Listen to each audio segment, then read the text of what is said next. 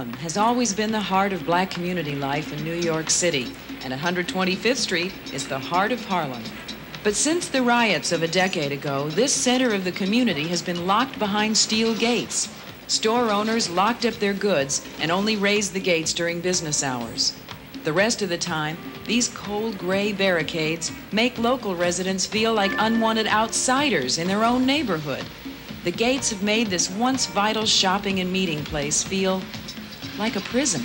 I've been on this street for about 15 years. I've been before they had riot gates, when this street was beautiful. Customers used to walk down and window shop at night. They used to walk on Sunday. And then with the riots and everything, riot gates came. It became like a morgue. It was depressing. It was terrible. Gates was put up to keep niggas out. You know what I mean? That's what the gates was. That's the bottom line. The gates was up to keep the niggas out. Well, someone finally decided to do something about the situation. Meet artist Franco Gaskin. He's launched a one-man crusade to make 125th Street come alive again. Armed only with his paints and his ever-present stereo headphones, Franco is fulfilling his dream to turn every iron gate in Harlem into a vibrant work of art. When you have a man like this to come and take something negative and make something positive out of it. When he first started, he would come out here in the middle of the night without any recompense, any kind of money, and you would find this happening. The whole thing started back in 1978.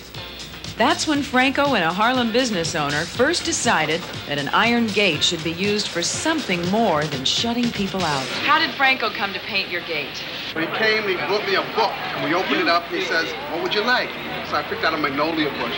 So he put the magnolia bush on there, and this store stood out like a 100-watt bulb. Only store with a picture on this gate, so I think in the whole world, right? Then the phone was ringing. Who painted your picture? Who painted your picture, you know? And right away, store after store after store started getting their gates painted. Now, when store owners close up for the night, Franco's fantastic flights of fancy light up the avenue for all to see. He's done 35 gates so far, and there are no two alike. These gate paintings are such a hit in Harlem that some people want to name 125th Street after the artist. I visited Franco in his studio to find out more about his ambitious project.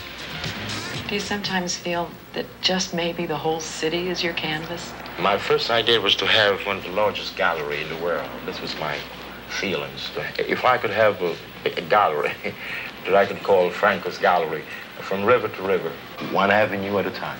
And all of them named Franco Boulevard.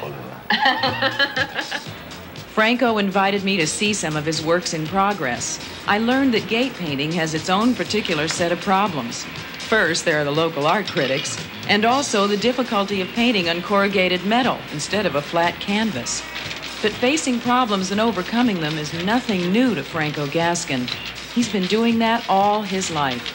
I learned that as a child, he had to deal with a serious speech impediment which kept him from speaking. How did you decide to make painting your occupation?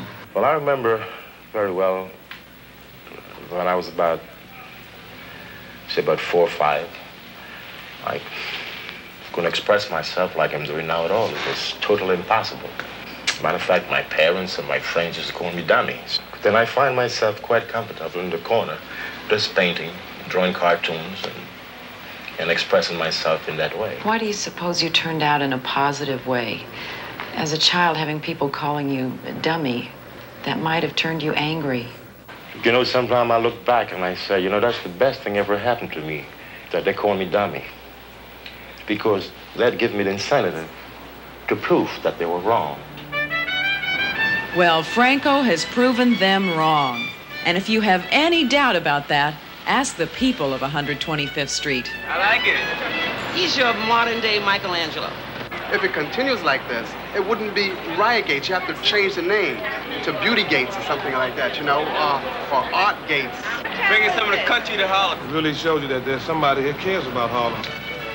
Franco has become so popular that between signing autographs and explaining his work to tourists, it's sometimes hard to find time to paint. But the work goes on, and you never know when there may be a future Franco standing on the sidewalk behind you, picking up pointers. A kid in the ghetto never have a chance to see an artist's work. he may never expose to an artist because most artists is indoors. And most artists are white.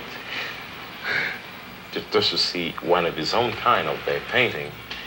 And he may just develop in feelings for this type of work.